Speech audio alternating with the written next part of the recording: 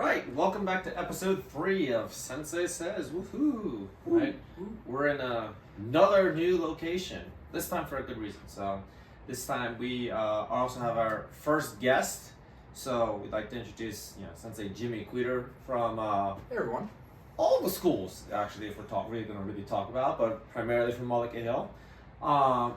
So we are coming to you guys from the lovely. Please sponsor us. Hampton Inn of Wyomissing, PA, aka Reading.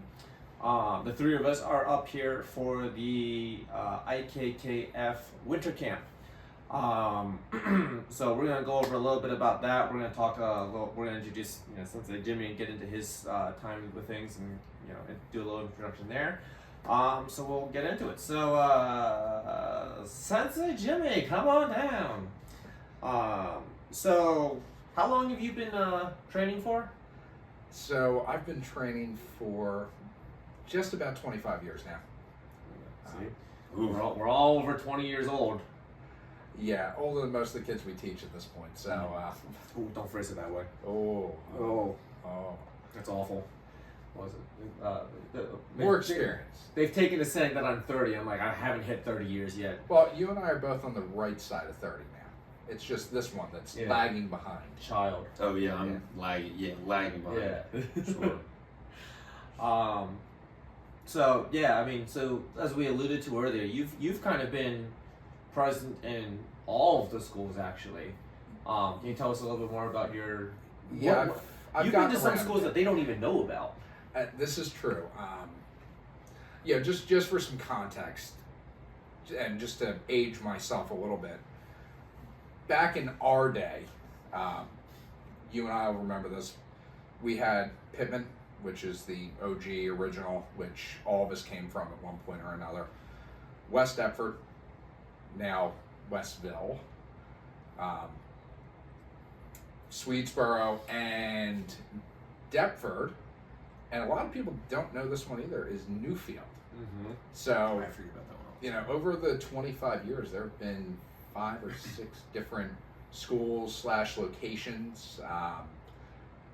And in my years, I started at West Deptford actually as a dragon. So all those. Now, who was the teacher at that West Deptford school? So there's a couple of answers to that. Really, I started off with Kiyoshi Nagori. Intro, and a lot of my early classes were with him. And then there was Ken and Susie Carpenter, who would later open the Newfield School. And I'm willing to bet everybody listening to this has no idea who they are. No idea. So Ken and Susie, it was a father and daughter duo. They, I think at the time, were high brown belts. Yeah, they were. Because I remember not too long after starting going to my first extravaganza as a, member of the crowd. And that was when they were small enough that we could actually have them at the Pittman Dojo. Again, just to age myself a little further. But I remember, Did you ever have one of those? Nope. now. wow. Like me. I don't think so. No, because by the time that all of us were really collectively Yeah, I think there was old only like maybe 2 after my first degree. Yeah. And then after that, we'd switched. Your first degree extravaganza was in. Yeah, we had a. Do you know there's that light that's on like the top rail, that like there's like a little spotlight thing there. That was for my extravaganza. We had a spotlight that shone down on the back room. That was our tunnel that we ran out of to come out onto the table. We had a smoke machine and everything. We ran through that, and there was a spotlight for us when we came out into the center there. Yeah. Are you telling me? and snacks were available. We had we tried to do the smoke machine for some of the extravaganzas. But like when we were on like the stage. Yeah, it didn't work. Yeah. So. Yeah, and don't forget the snack bar. Yeah. I remember that. Yeah, that's where all you kids store your stuff nowadays. Yeah, all the fruit snacks pillaged. Yeah, it's still a fat corner though. Well, That's an episode in itself. I mean, just based off who occupies the building, I'm not surprised by that. Yeah, hey, I will hold that belt for forever. Absolutely. You don't need to keep getting bigger belts. Listen, I had no problem with my 5. You were the one who said my other one was a 6. He's always got to be right, you know that. Yeah. So, but no, so yeah, Ken and Susie and Kiyoshi Nagori, and then later on it would become Mark Jordan, who had bounced over to West Deptford for a while. At that point, I had already decided, well, my parents had decided for me that I was going to move over to Pittman. So I was there for... You guys kind of A lot lived of in years. between the middle, if I Yeah, remember right. right in you the middle. Yeah, between the two. So we could have gone to either location, but for whatever reason, we started with West Deptford. And, you know, like I said, probably about a year in, if that, we had moved over to Pittman at that point to be with Kiyoshi full time. Now, were you around for the age of the what I call the original Pittman school, like the second floor school, or No. were you only the where? Okay, so you No, were up there. I had just missed the boat on that. So Okay. I've only ever known it in its current location. Were you around for the big walls? Yes. Okay. Yeah. All right, so it gives me lets me time frame myself a little bit here with things. Back when Pittman had 3 floors, 3 different floors, I should say. With big walls. Yeah, we had these giant partition walls. So imagine like kind of like the floor as it is, but instead of where the shoe area is, the mats went all the way to there, and it was probably about maybe like 5 mats long, and then there was a wall, and then there was another like 5 mats, and then a wall, and then a 3rd floor. Is that where y'all got the idea to like have the wall of Wade Masters? That did kind of replace that. In a way, yeah. Yeah. I have no clue whatever happened to those walls. I think they broke, if I remember correctly. Again, long before my time. Yeah. Like, I wonder wow. I wonder if your parents would remember them actually. I don't even know if they were around for them either, actually. Remember where the floor entrance used to be? Like Yeah. You'd come in, there was the row Mhm. of shoe cubbies and then Mhm. the floor entrance. I think one of those walls moved over to what you have there by the desk now. I think that's where one of them went. No, I'm not talking about those walls. We did move those one time that did separate the floor. But no, these things like almost went up probably, I want to say 15 feet. Oh, you know, no, then no, I wasn't there for the huge walls. Okay. I was there when it was subdivided into No, yeah, multiple it was like floors. kind of like how like schools divide, like how you used to divide, like Yeah, the yeah. block. Yeah. Okay, It was like something akin to that. We had like 3 actual floors. That was like when Pittman had like all the instructors, so there were like 3 classes going on at the same time Yeah. on one floor. Mm. It's kind of crazy. Yeah. But anyway, back to focusing on you. So, we're gonna make this kind of a general theme of whenever we have one of our instructors, guesting wise. We spent our first episode talking like a lot of things, but one of the big things we talked about was our philosophy and approach to teaching and what we hope our students get out of it. What would you say is like the defining aspect of when you're teaching classes? You know, I think there's 2 answers to that question. I think holistically and from martial arts perspective, you know, my goal holistically is to kind of help set people up for not just success as a martial artist, but I think success as growing adults, because yeah, it's a really important thing, and I can say that I've been very lucky in my 25 years to have, you know, those kind of role models for me, not just how to throw a good punch, how to throw a good kick, how to, you know, be flashy or be traditional. I think I've had some really fantastic role models on how to be a good human, how to be a good instructor, how to be a good student. So I think from a holistic perspective, I think personal accountability is one of the things that I always try to push. You know, we've had discussions about this ourselves, you know, even just earlier today we were talking about, you know, did you forget your, you know, weapon, or did mom and dad forget your weapon? It's always you forgot your weapon. Did you practice your kata, or did mom and dad make you practice your kata? Mm-hmm. You know, I think those are really important things, because, you know, there are going to be some kids that stick with us for years and years and years. That's how all 3 of us got here. But, you know, there are some that are here as, you know, your regular childhood sport, your regular childhood activity. That was kind of you at the beginning. Oh yeah, I wasn't. big into karate until like junior year of high school. Yeah. Yeah, you never would have been a chief instructor anywhere, but you know, I honestly never thought I was going to be around this long. I thought, you know, I'd get through, you know, high school, go off to college, and that would kind of be it. And yeah, there were a couple times along the way where I thought it was going to be earlier than that, you know, playing football in high school, where I thought, you know, this is kind of it. I can't devote the time to it that it deserves. So should I really keep going? I think that's important though, because I feel like, you know, because predominantly a lot of us teach kids and young adults. Like we teach adults too, but you know, predominantly what we teach is kids. And a lot of times when we lose a student because they want to do other things or whatever, they go off and they do them, and they never really ever think that they can come back to it. And it's one thing I always tell people, like when they want to go off, and I was like, that's fine. Like I want you to go do things, like go out, have fun, like experience your life. The school will always be here. Like, you know, if you ever want to come back and keep going, like there's nothing that's I'm not going to tell you, no, you stop, you can't come back. And at least from my point of view, like, I feel like a lot of times, like kids, for like either I don't know if they're like embarrassed to come back, or I mean, you've had some students come back recently. It's crazy. I actually had a student who's now in our MMA group who I would have never thought would have came back, and has come back into that. So like they still came back to school in some way, but I would never in a million years, talking to you, and you know who you are, never would have thought they would have came back to the school.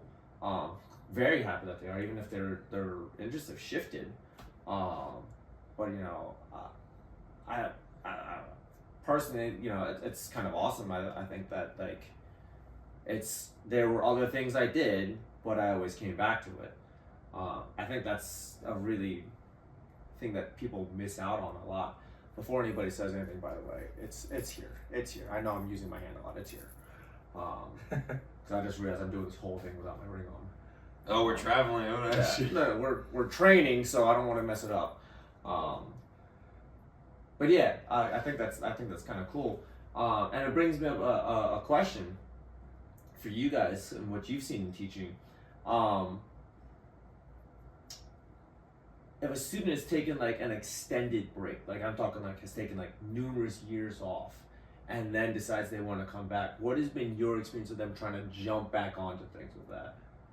Like have you seen more successes than failures? Have you seen them, they come for a while and they flame out? My experience has been, they come back, they try to jump back onto things, they realize how much they've forgotten, and then they disappear. Yeah, it's discouraging, but you know, to that point, I think there's always more than one example to that kind of question, because the way I kind of maintained my connection to it was I was coming, I think it was like every Monday. And even though that was my only class of the week, and that wasn't even every week, I think I kept that kind of connection with it. But for somebody who steps away for a lot of years, I think you do have that frustration, because it's like, you know, man, I knew that. I knew exactly what to do next. I knew that next sequence. I knew that weapon kata. I had it down pat.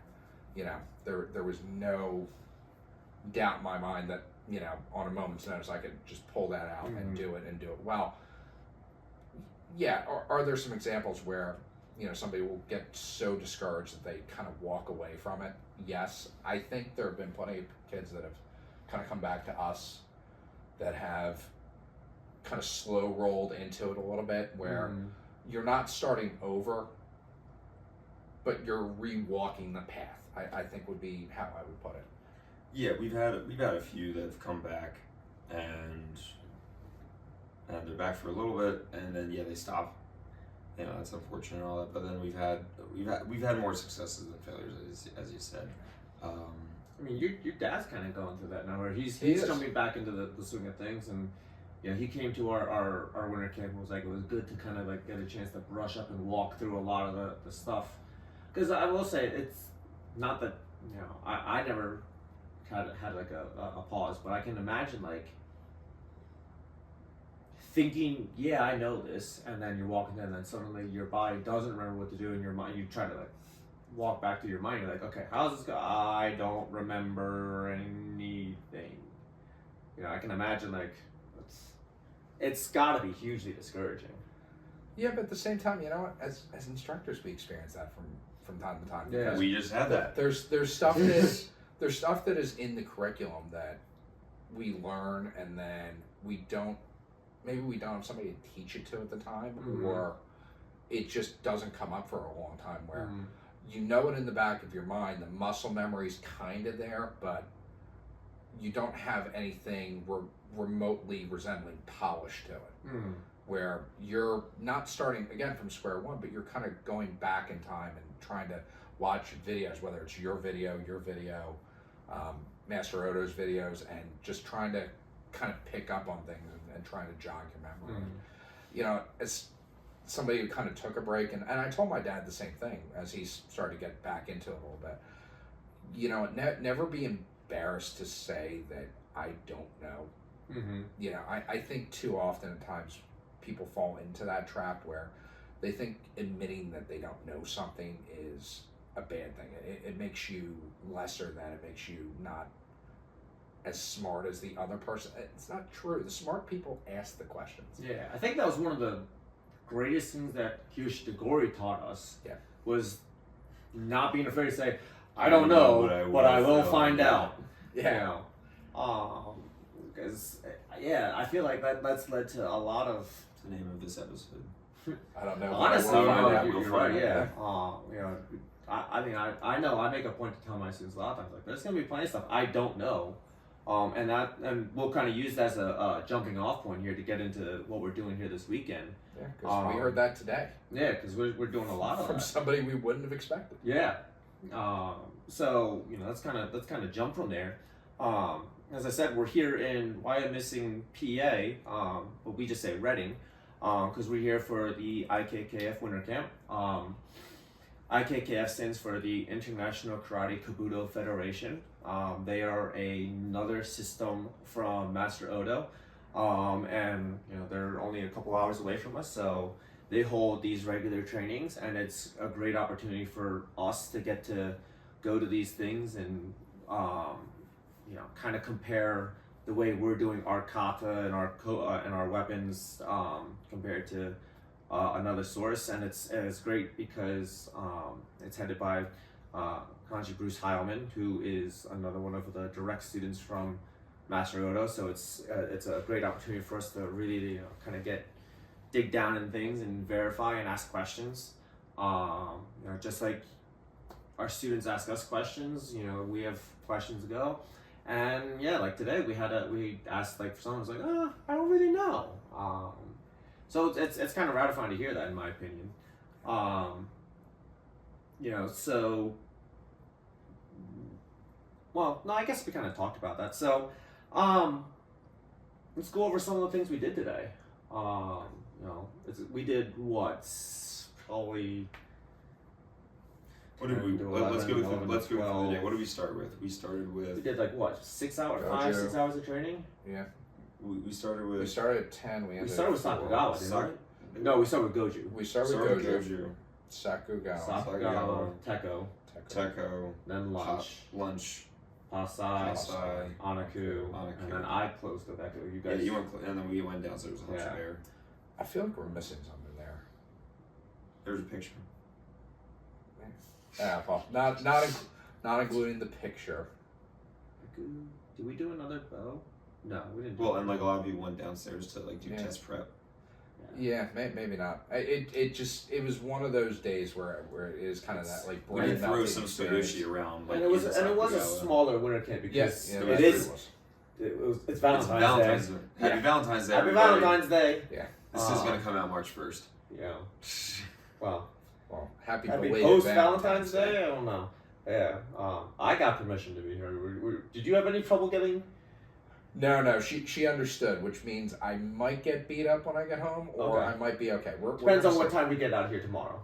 Yeah, that might really determine it. So, it is a pain to try to get anywhere on Valentine's Day. So, you know, that might have worked in your favor. I don't know. Well, you know, we're making karate our Valentine this year. Yeah, we're sharing Valentine's. Yes. But yeah, so we did probably almost roughly 5 to 6-ish hours of training, so our brains are a little fried. But what was, you know, what was out of the 5/6 things we did today? What was probably the one that stood out the most with you guys? So for me, it was, I think, Tech Ni, just because that was something new. Which, when you get to kind of our place as instructors, you don't get to do a whole lot of new curriculum. You get to experiment with the curriculum you have, but I don't think you get to do a whole lot that's new to you. So, for me, that was really a cool thing, getting to really fully be a student again for an afternoon. It is fun to do that, and to not have to be worrying anymore about like looking at what other people are doing, or what do I look like, so that people can follow me. It is nice to just be able to like solely focus on, okay, what is somebody teaching, and what am I taking from it? Well, yeah, and also like as instructors, we say, oh, everyone check your back foot, check this, do that, and they were doing that, and we're going. I'm like, oh. Is my back foot wrong? No, I got caught a couple times. Do I have to? Oh yeah. I was like, oh, we're supposed to be doing like this right now. I gotta do it like this. Especially if you have one of the Hachis standing right. Oh my God! Yeah, I had a Hachi helmet standing like 6 feet from me, like I had bear right like, behind me. It. Oh, that's terrifying. When we were doing Pasai, was one of them, and Hachi Bear is standing between you and me, and I was just like, oh God, he's standing right between us. We're doing something. I thought he was about to hit you or me. Yeah, I was like, oh no. That's you know what? I think we forget about what that is. Is like when the instructor comes up, like in close proximity to you while you're in the middle of doing your kata, and your brain just goes, oh no, what am I doing? Why is it getting closer? What have I done wrong? Quick. Sometimes we're just there. I'm just standing there. We're just there looking. But meanwhile, coming through your head, it's just like, Oh. Mind you, we all know well enough just from our own experience, they're not looking at us. They're looking at everyone in the room and maybe. Oh no, my mind didn't think that. My mind instantly was like, I'm doing something. Yeah, I'm doing but, wrong. but you can't help but feel that way. It came up in like I think dragon class this week. My mom was talking about it, where a dragon had like a loose or whatever. One of the dragons had been there for a while, but she was like, oh, like how do we get them to remember? I was like, remember what Kiyoshi the Gore used to do? Like it happened to my brother. And then again, we wouldn't do this to a dragon, but like loose wrist or something, like a chicken wing, or come over, whack, bring it up. I don't remember ever being done to me. Oh yeah, like I haven't done that. Well, I think we just missed the bamboo stick days, but Oh no, I had some of those. Oh, did you? I had the steel rod too. Oh, I never had the steel rod. I did get the occasional rattan single stick. I still do that. I still do that one. I still bust that one off from time to time. Depending on what class it is. Yeah. Black belts get the stick. The other classes get a pool noodle. Yeah. Or scary. Or when I worked with you at Pittman, I remember it was always the Shinai? No, it was the purple dragon bopper. Yeah. Oh wow! I forgot about those. That's what the old school blockers. Yes. Yeah. But specifically, it always had to be the one? purple dragon one. We have one left. You have one? No, mine got so beat to shreds that not from me. At least I don't think it was from me. They still they're still at the supermarket. It's still there. Sensei, can I remind you of all the times I saw you beat the blocker against the mats? Oh, yeah, that might have done it. I thought you were going to tell me I hit somebody. I was like, I never hit anybody like that. No. Yeah, never. I did. Yeah, that. No, only if they're not looking. What? What was it? Oh. My kids no longer believe me when I say I'm not going to hit them. Oh my God. Well, wasn't it? You always ask why the kids are so afraid of you ahead of exam time.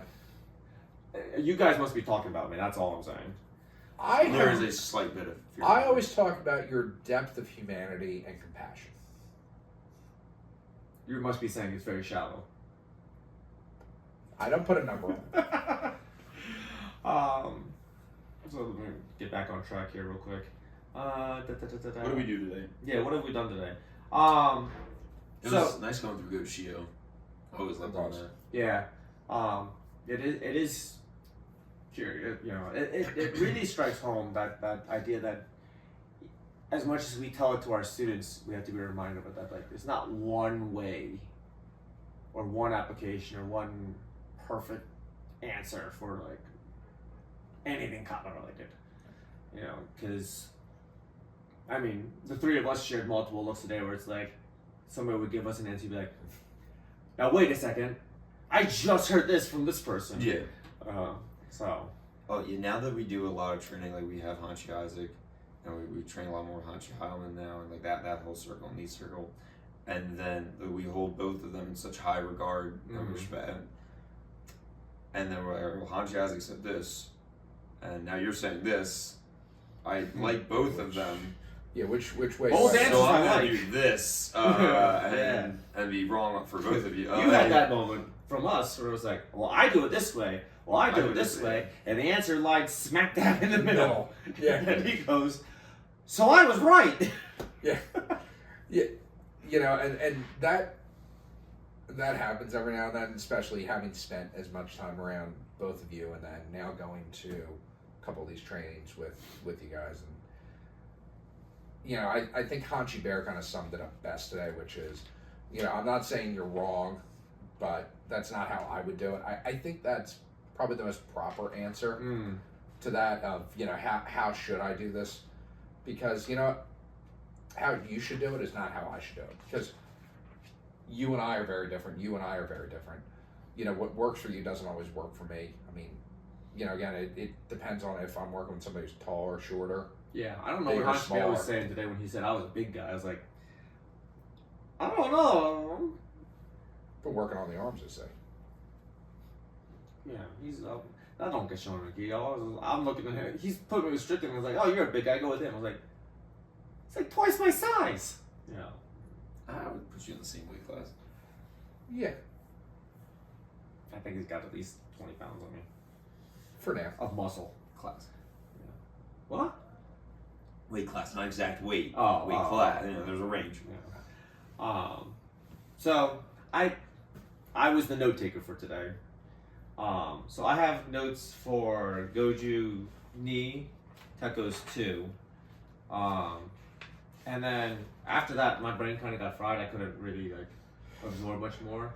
I have one thing written for Pasai, and that's twist and drop. And I have no clue what I meant. That's the drop your weight before you don't just move your leg and hopefully it lands where it's supposed to. Oh, that so was that's Hanshi Bear's. Bear. That was Okay. Hanshi Bear's. Yeah. So I wanted to kind of preface this because I think our goal was to try to get him to some of our plans, but essentially get him local for us for a training. Oh yeah, he's planning on coming down with when Hanshi Isaac comes up. Yeah. And I think our adults would really, really, really like his class. Yeah. So I'm gonna kind of spotlight a little bit here because I like that Hanshi Bear really focuses on body mechanics and even adjusting because as you said, we're all on the right side of 30. Our joints still work well, Yes. not peak, but well. Somebody can't break dance in his bow form anymore. It depends on the day, really. I think. It's yeah. our philosophy at this point. Yeah. I mean, mine are more good than bad. I just hide mine better. But he does a really great job of breaking down these are the things you need to do to make sure that you're not relying on youthful momentum or age. And I think while right now our bodies can get away with it, I think when he comes up, our adults will really like some of that stuff. Yeah, and I think the other really great part about his philosophy to that too is that it's not too far of a departure from what we're trying to teach them to do right now. It's just scaling it, making it more doable for, practitioners of all ages, I guess would be the best way to say. Because even I think our kids could benefit from not relying on momentum so much. Oh yeah, I mean there are a couple times today where I think during that lesson it really made me kind of reflect because how many times have any of us, over rotate into something, you start to feel it in your knee a little bit. You start to feel different places, and the drop or dip philosophy and then turn, I think is really beneficial because it's positioning your weight in the correct manner to move. Yeah, training with the Heilman circle, has definitely changed how I just move throughout my kata with the 2 foot sliding, and I've been working. Yeah, I was gonna talk about that because I have some of those things in here. And even I've worked with Hanchibera on this kind of stuff before, and that's for the last year or two, it's not the first time he's talked about that. Yeah. And going through that. Yeah, I'm glad you brought that up too, because that really spoke to me today too. When we were talking about something that we learned in the seminar, I think that was something really important to me, because there's so many times where we'll be going through a sequence, and whether it's maybe a double punch or it's maybe an elbow or something like that, where I'm thinking to myself, I should be moving with this, but you don't, because you've had it drilled into your head for so long that I'm planted. I am rooted, as Hanshi Isaac would say, to throw that elbow. Well, why wouldn't I slide into that and drive? Yeah, there were a couple things today, and I'll get into, because I'll branch off, and I want to get into some of the notes outside the kata stuff. The other things, that gems that people were dropping, I was like, oh, I need to write this down because I don't remember. But going back to Hunter's Bear's lesson, I think it one of the things that really made me simulate is how many times have we, both ourselves and for our students, are okay, let's do the kata, get rid of your hands, so that way you only have to focus on the footwork, the stepping, and things like that. Yeah. But at least personally for me, until Hanji Bears really had to start doing this, is I don't really break down, where does my foot pivot, where is my weight stepping, how am I stepping into that. So I know personally for me now, when I do no hands kata, there's gonna be I'm gonna look at that in a whole new light from this whole thing, because you've been doing a lot more work with him, where I've been doing a lot more of the curriculum stuff, so you've had a lot more experience with that stuff than me, but we started doing that. I was like, you know what, the next time we do no hands kata, I'm gonna be looking at this entirely different.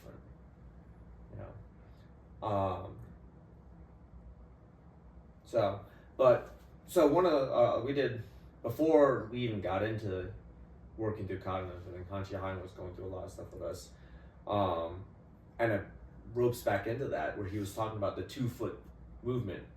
And one of the things I really liked was that, talking about, there's a lot of in the pinans and even the taikyokas, essentially, because we do that where it's block, step into block, step forward, punch, and it was we think of them segmented as 1, 2, but he did a thing today where it was 1, 2, and he didn't really do it as a step. It was just a 2 foot movement, essentially. And I was that is something I think we need to be looking at in both Bunkai Oyo applications, because he did an angle change with it too. Yeah. And I was that sparked a whole bunch of ideas for me in kata. Because it seemed like a much more natural movement.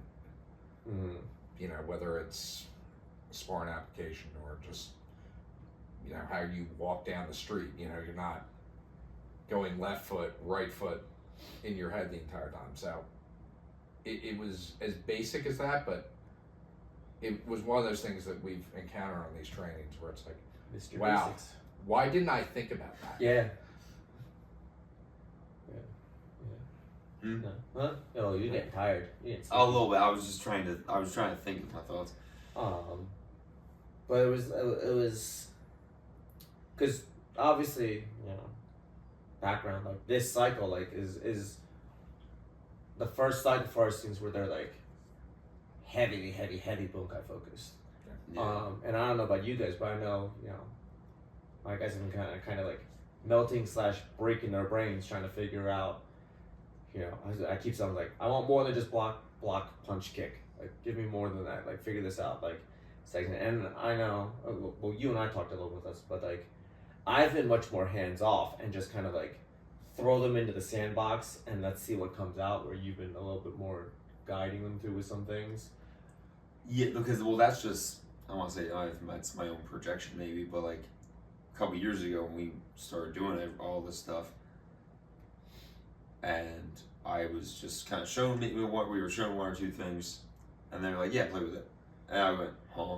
Mm-hmm. I don't know what you mean, but like, I'll just do exactly what you did. No, I don't want you to do that. Do your own thing." Yeah. So, yeah, and I have a few students that say it where I'm like,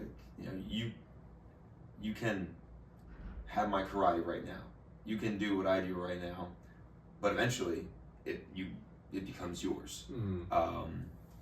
And it's kind of the same thing with applications, and you kind of talked about it earlier, where I'm gonna have to do something different to him than you, or someone smaller, or someone bigger, whatever. So what I did was, at least for my guys, I gave them 3 or 4 applications for their kata, and I said, okay, work these, get comfortable with the base, and then again, like, you guys can play and figure out, okay, well, I don't know if you were there for that. A couple students were working, and you guys know who you are, where, someone was doing a technique, and it was being on Yondan, and they're like, well, if I've got to reach up and I've got to like grab them, I said, well, okay, you're smaller than them, bring them down to your level. What do you mean? Hit them low, get them to bend their head down. So you have to add 1 or 2 things. The base technique is still there, but then you have to make it work for your size and their size and skill levels, and so that's the way, that's the approach I'm taking with it. Can I tell you how I have started to kind of think about Oyo as a whole, is Oyo and Bunkai, is you have to let it reflect your personality. Mm-hmm. Some of us are going to parade around dressed in all black, and that works for you. Some of us are going to be really colorful, and some of us are going to change with the seasons. So, if you're really heavy into circle fits the square, if you're really heavy into block and punch, neither one is wrong. It's just what plays to your strengths. Yeah. What allows you to move and flow through, because there has to be a lot of fluidity to it. And I never would have thought that, 2 years ago, before you guys drug me into this new obsession. You're welcome. And genuinely thank you for that. New obsession with what does this actually do, instead of I do this, then I do this, then I do this. I think you really have to let your personality shine through. If you're the overthinker, it's fine. Be the overthinker, embrace it, really play around with it. But if you're the really simple, straightforward person, that's fine too, because there's nothing wrong with good old block and punch in some situations. And I think you probably have the quote of the day for it from one of our instructors when it comes to this. Don't major in the minors. Yeah, that's a gold gem. Don't major the minors. See, I thought you were gonna say the other phrase of the day. Well, no, I'm not gonna. Yeah. Yeah. But don't major in the minors. I think is a perfect example for a lot of us. And again, you know who you are. Where we kind of wormhole ourselves into oblivion at times. Yeah, I think and look past what is really there. See, I don't feel bad about saying this, because now I know this is going to air on March 1st. It's after testing. So my guys won't be seeing this in time for it to help them. I did just throw them into the sandbox and said, like, use your imaginations and figure something out. I'm not expecting things to necessarily be like great, but I just want to see what they can come up with. And I've dropped like a couple of things here and there, but I've been very much hands off. But I think I broke a lot of them. I said, have 2 ready for me, because if you all come to me with the same thing, I'm gonna have issues with this. I want to see something that's your own. And I felt the temperature drop in the room when I said it, because they were like, we've been working together this whole time. I was like, that's fine. It's fine that you've been working together. But kind of like when we first started jumping into this thing, and Conch Isaac was telling us, like, you're going to, well, actually, you had that moment. You're going to be in the shower, and an idea is going to pop in your head, and you're going to message you, like, I just thought of this, you know. And so that's kind of why I've been very much like, I'm in him. I want to see what will spark in the brain if I don't hold your hand at all. My shampoo bottles could have black belts at this point. Yes, if I twist the cap this way and Yeah. you know, I twist out. Oh, it broke. Oh no. So you've gone from singing in the shower to now instructing in the shower. No, he's breaking his shampoo Oh, bottle. he's Yeah. breaking. Okay, I'm just checking. Well, If I hear he a said they could have black belts. I'm not expecting broken caps. if I hear a snap tonight, I know what happened. The Well, shampoo bottle hey. broke him. Well, yeah, in training you get bruised and beat up a lot, Well, that's true. especially if you're standing right next to whichever Hanshi is in front of the room. Yeah, you got beat up in That was that first fun hour. today. Yeah, it was funny because at one point I was just like, all right, I need to see it again because you're not going to do it on me. So I need to see it so I can try to figure this out. Because if you did it to me, I'd be able to figure it out a lot easier. But, yeah. And it's really I've noticed has changed about you so much. You love this so much that there was a time I remember. I think it was last year when we were down at the Valentine Classic, and Hanshi was calling on you for something. And at first you're like, "Oh no, not that one."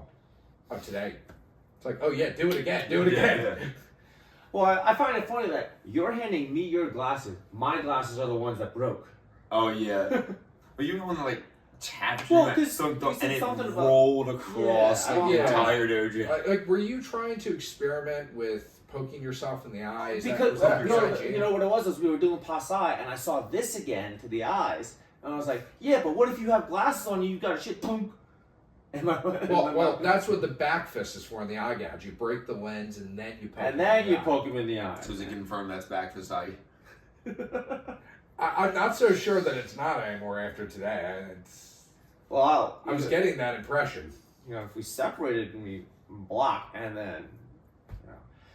So one of the things I've noticed, and it's even in my notes, is that because of the White Crane connection and the connection that White Crane has to both Okinawa Kempo and Wing Chun, is I'm like, oh, that's a Wing Chun technique I've done. Oh, I've done that. Oh, Ryuji, you know, where it's like, oh, Nukite. I'm like, no, Ryuji right into the eyes. You know, Hanshi was talking about the punch block, and I was like, oh, lap dot. And I was like, I heard you say it, yeah. yeah, I was like, oh, we're just doing Wing Chun. I got it. Like, this is all clicking for me. So, so I was like, oh, well, if we separate this into, I was like, Yeah. I can see the point. I never said that like it couldn't be that. But It's just like very good when drive. you say it's the only thing, that's when I take a problem. Like that's why I Yeah. have an issue with that. Yeah. If you say this is the pure Okinawan way, I'm like, all right, I'm never gonna listen to you ever again. I mean, Yeah. That's an oxymoron. Like that doesn't exist. I mean, I've heard the two of you joke about this too before on the podcast, like some of the stuff that we heard growing up. Mm-hmm. Pasai, I think, is kind of like the ultimate one for me on that. Not the shoe. That should be It's- its own episode. Not the That shoe. should be its own episode. Come on, that's gotta be the worst one. Yeah, I mean, singular, yes, that's probably the best one. But Pasai's up there though, for sure. I think as a whole, Pasai, because you have the lore of, oh, I'm in a cave. Okay, so I'm Hide in a my cave and candle. I'm feeling around.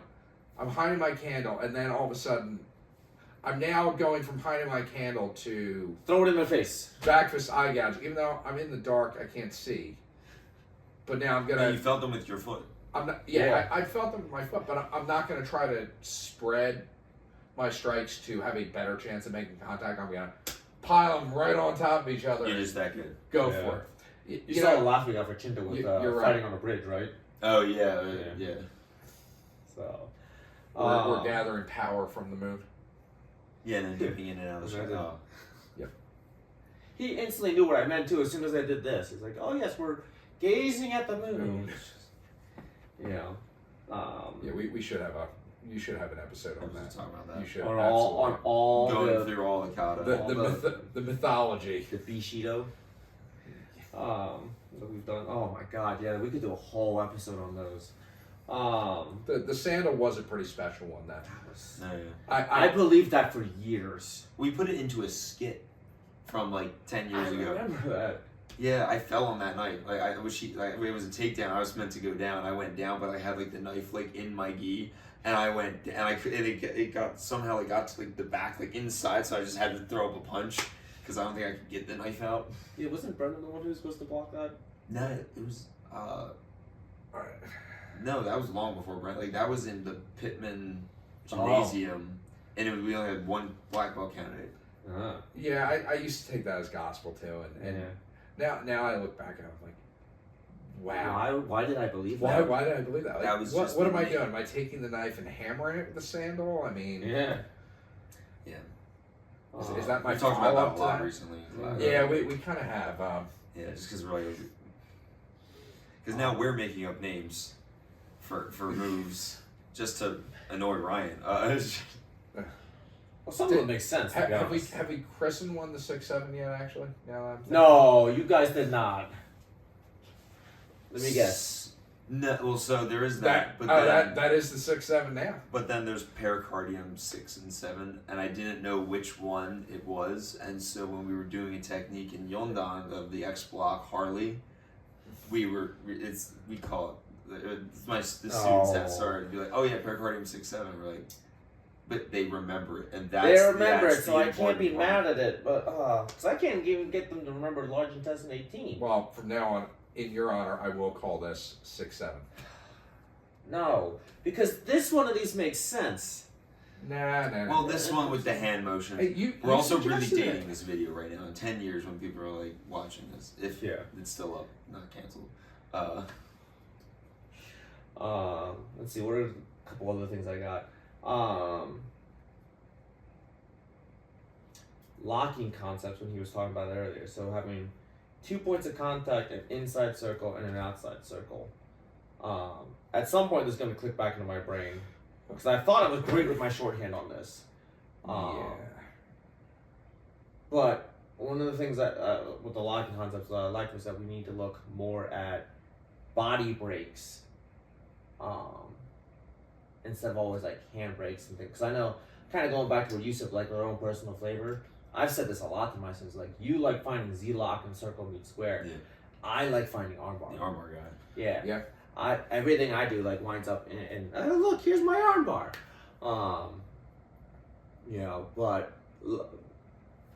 But Hanchi Hoover did a lot of like just body shift breaks, and I was like, It's true, yeah. I was like, you know what? That's because going off of another one of the footwork things, with the angle changes, I was like, that opens up a lot of possibility with that. So I know I want to look at things like, because I know we were working Goju 2 with it, but I kind of like on a kill where we're talking about elbow down. I was like, really, if we just come and body check instead, that opens up a whole world for what this arm could be doing instead at that point too. It's true. With things, so yeah, I mean, Relax your and shoulders. we're talking about like drop that elbow. Yeah, definitely drop that elbow. I learned that today. See, I would have gotten in trouble for that too because my applications, I always go high to the head and hook it. Yeah, because I was thinking the same thing. I'm always thinking of rap, where he was right. I mean, If you're doing it right, they should already be there for your rap to be here. You know what? You're right. You gotta look from before the elbow. What are you doing before that? Yeah, I can't argue with that. But we were I'm talking about surprised personal flavors for a second. Shuffle didn't get me in trouble. You like, again, Z-lock a lot. You like arm bars. Somehow, someway, I'm the really eccentric one. I somehow find my way to washing machine. I do like I find that one a lot. There's a lot. I don't know why. Because if you have someone pulled in, you just gotta push. Any sort of motion where the arms cross, I find washing machine. Yeah. I also like kicking out the knee. I like kicking out the knee a lot. Yeah. Oh, while we're talking about the IKKF though, the training today, another thing that I really liked was Hanshi Hyman's philosophy on the different ranges of block or strike. That messes me up because I do it inverse. Yeah. I do range 3 is far, because it's the farther That's number. what makes the most sense. 3, Yeah, 2, I do 1, 2 1. is fight range, and then 1 is when we're grappling. You got 33%. Yeah, I got one of them right. I mean, invert the numbers, but I like the philosophy of it. Yeah.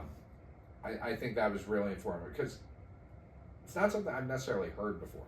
Mhm. So I've been stressing that a lot with. I've been talking about it. yeah, but how often do I actually see you? Listen yeah, to you. yeah. Like you and I are teaching at the same time. So Yeah. how often do I really get to listen to what I've you're been actually saying? stressing that a lot with my Nidans and Sandans doing bunkai. So I was like, get out of the idea of okay, well he's gonna step in with a punch. I was like, nope, already don't like it. I was like, it's already basic. I was like, either be in tight enough to already throw the punch, or get on top of each other and figure it out. And that's when everybody was like, I can't figure this out. So I was like, all right, look, what technique are you trying to figure out? You said I need to figure this. Okay, just put it in place. I was like, just put your arms where they're supposed to be in the kata. Now go up to your partner and figure out where your hands can fit. Just that. Like, just put your hands. I was like, this doesn't work as we've said before. You know, this stuff doesn't start making sense until you start touching somebody. Yeah. It's true.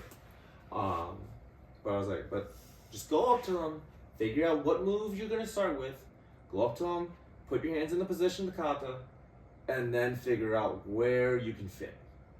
You know, and I think that's started to help a little bit, but we'll see in 2 weeks. Yeah, and there was some that I was again I tell some people I'm like I'm the worst instructor. Like I'm there and you're there, but I'm training, and you're there training with me. I'm not really teaching anything, and so I was good with the intermediates. They're doing take yoke knee on the cycle, and we're talking about the block, and some people they had like they were either too far or too. And I was like, well, if you look at it from a blocking perspective, if I'm trying to block all the way out here, I could miss. I'm really open here. If I'm blocking here, I'm probably already hit. Like so, like and this is a good distance. And then, well, then I was thinking, okay, well, like in my head as I was like talking, I was like, well, it's not just block. Like what else do I have here? And I was like, okay, well, you have the setup for an arm bar to pull in and rake, and it happens every once in a while. And I was just like, well, if I'm trying to do an arm bar out here, that won't work. Mm-hmm. If I'm trying to do an arm bar in here, that won't work. But this, I have structure, I have power behind that, I have leverage. And I was like, in my head, I'm like freaking out in my head. I'm like, oh my gosh, this is perfect.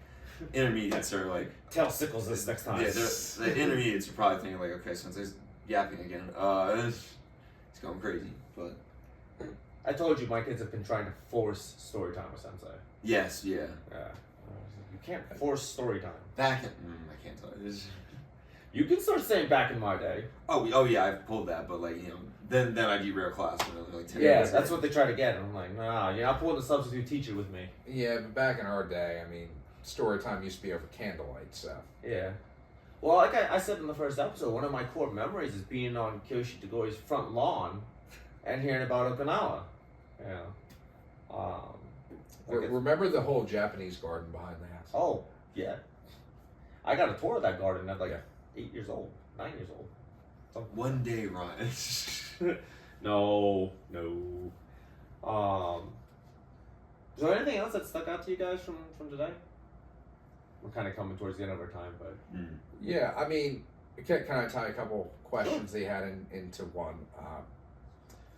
These seminars, like not even just today, but just in general, kind of remind me, and I try to catch myself with this as an instructor, is that I think at times we don't do a good enough job of trying to diversify how we explain something. So hearing that different voice or that different cue, can really help improve how I memorize things.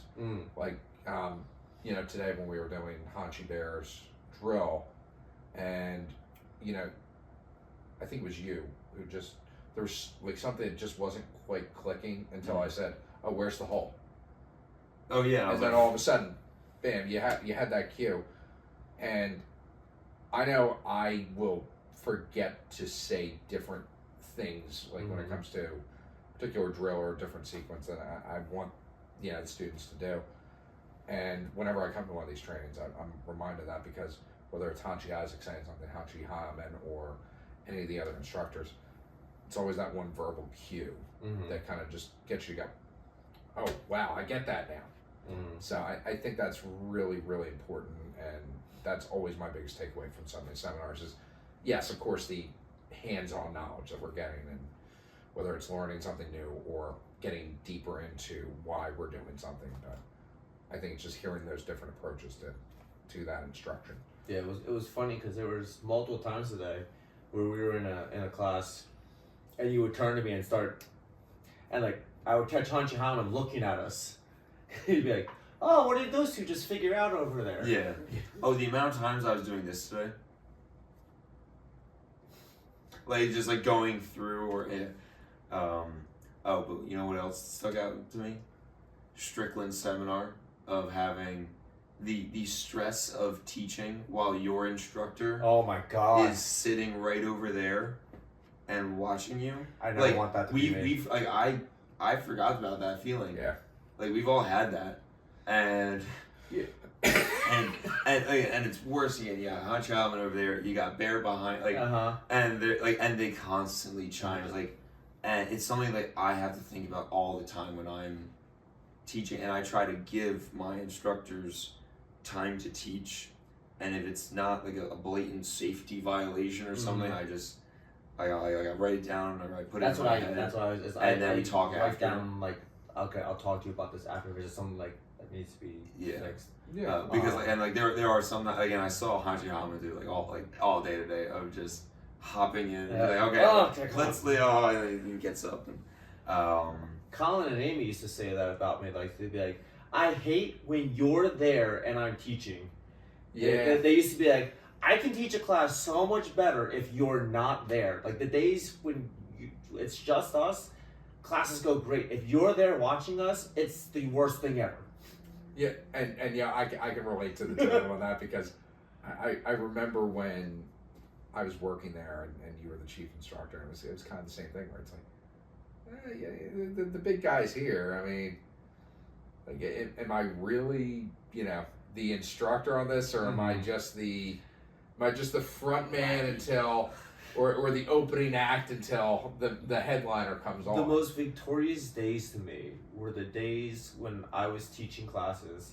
Kiyoshi Shigoro would be sitting behind the desk working, and then partway through class, he would just get up and he would leave. Yeah.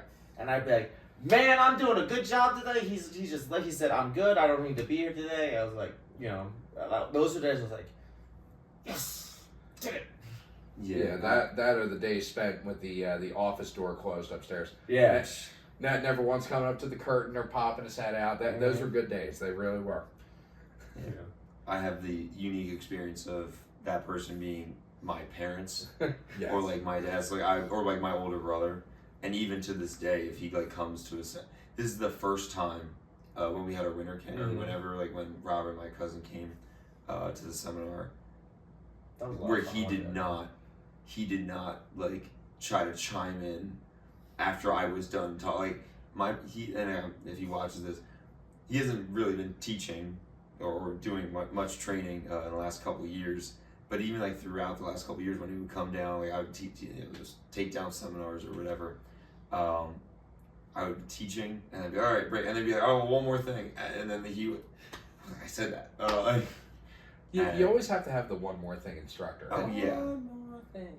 But it was just. No, I always try to shut up when somebody else. I'm like, it's not my class. Like it's.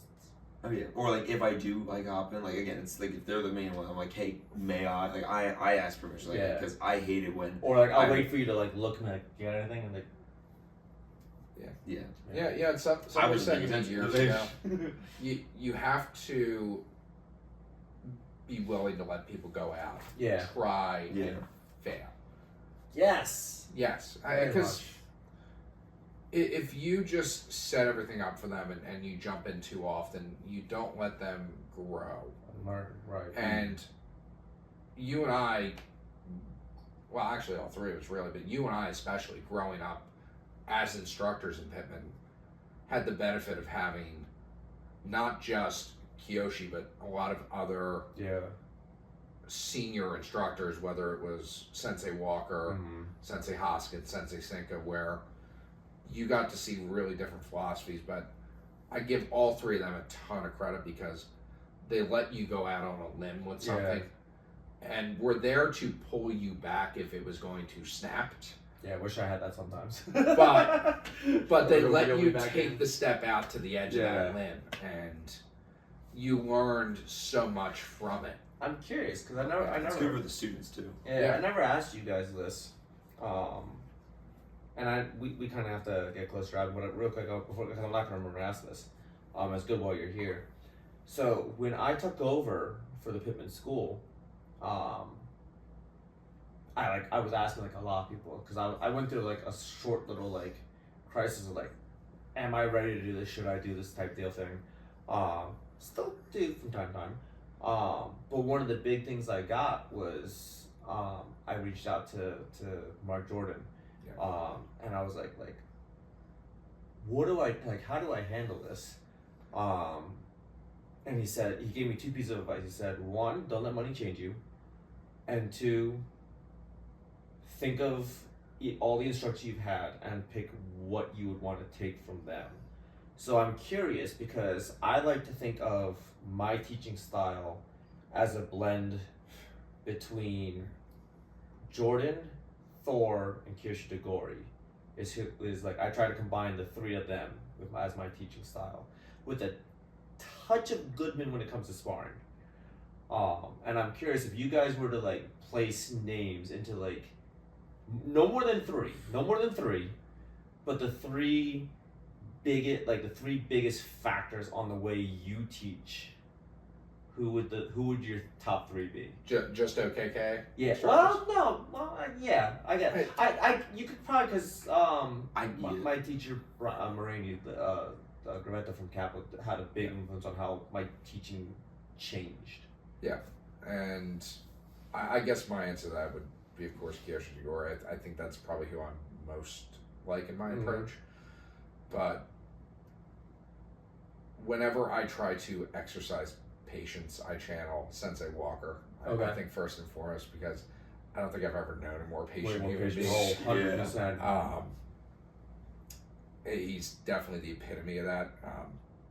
I've never seen a man corral a group of dragons in such an efficient and controlled manner. Remember Wednesday morning It classes? is something to admire. And I think the third one for me, purely OKKA, would have to be. I'm going to copy you on Mark Jordan as well. I'm original then. And I thought about this a Did lot. you have Jordan? Nope. I also have Open. Yeah.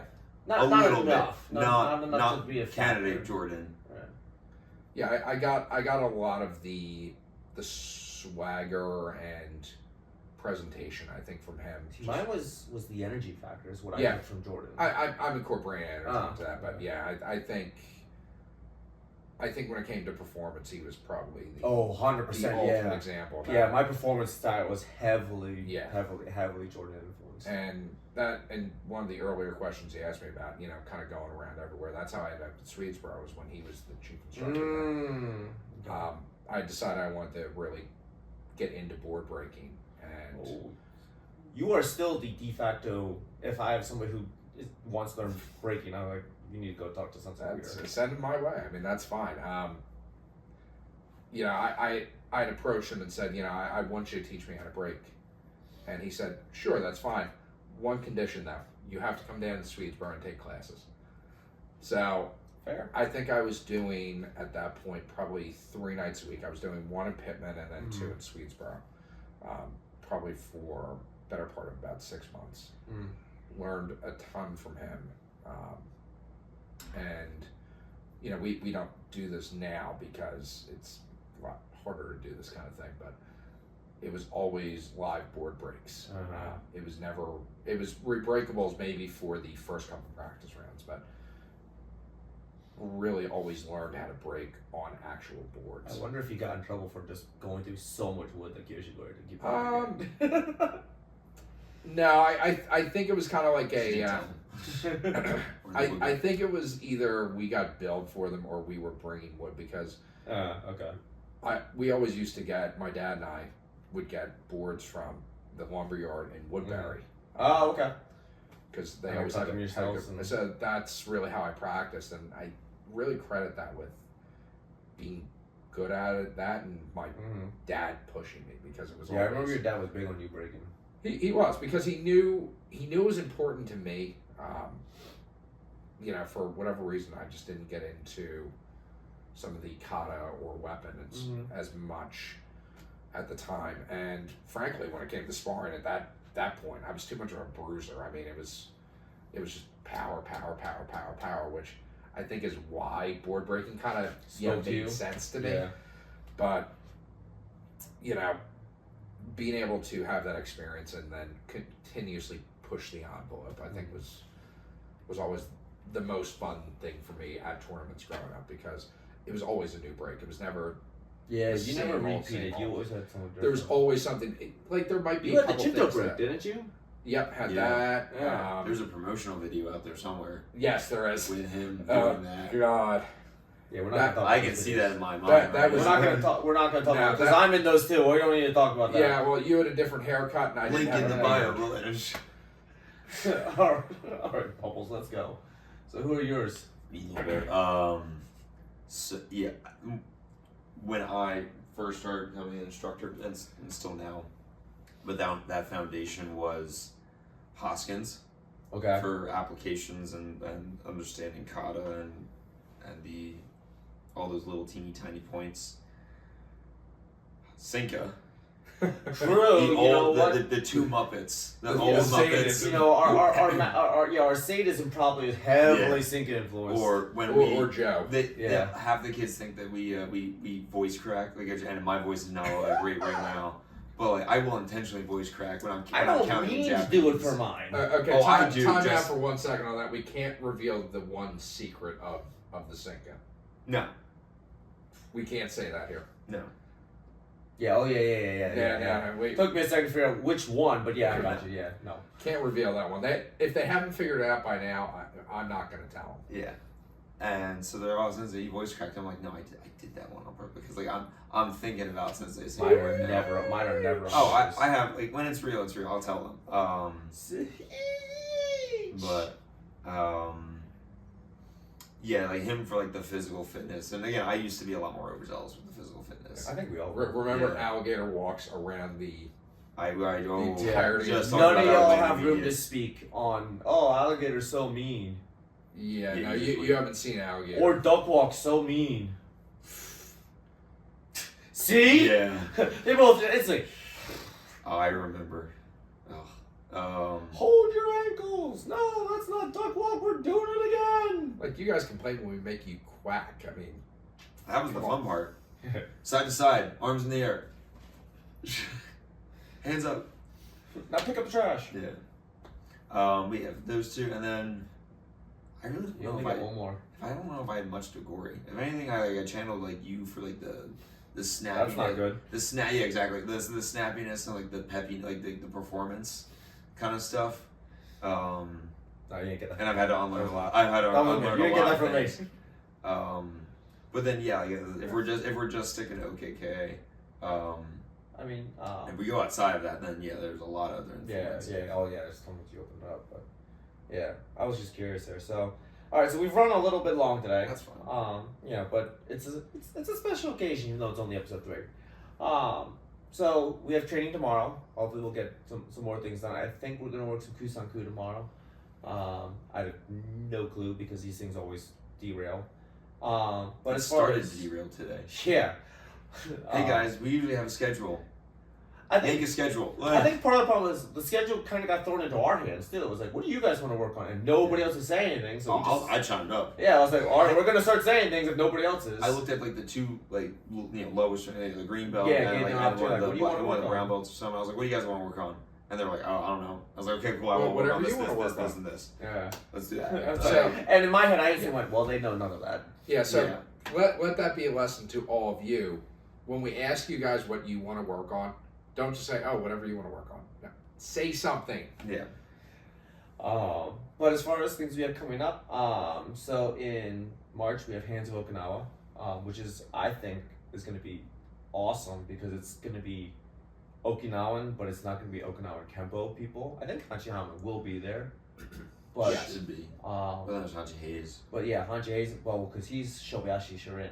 Yeah. And I think there's a whole bunch of things coming to town there, so it's really gonna bust us to have to approach some of these things from like a different viewpoint, but like I don't want to say radically, but like a very like different point of view for us. And that's gonna be a 3-day event. We'll probably get to 2, maybe 2.5 if Yeah, depending for on how lucky. things go. And then, so peel back the curtain, episode 3 was supposed to be filmed in North Carolina. And that ended up not happening because of weather. So hopefully we'll be able to get that rescheduled and we'll be able to get some guest stars from there. And get a lot of content for you guys there. See something there. But also sorry about the comments if anybody has been trying to. We're gonna get that fixed. So you guys can I start have doing the this. solution now.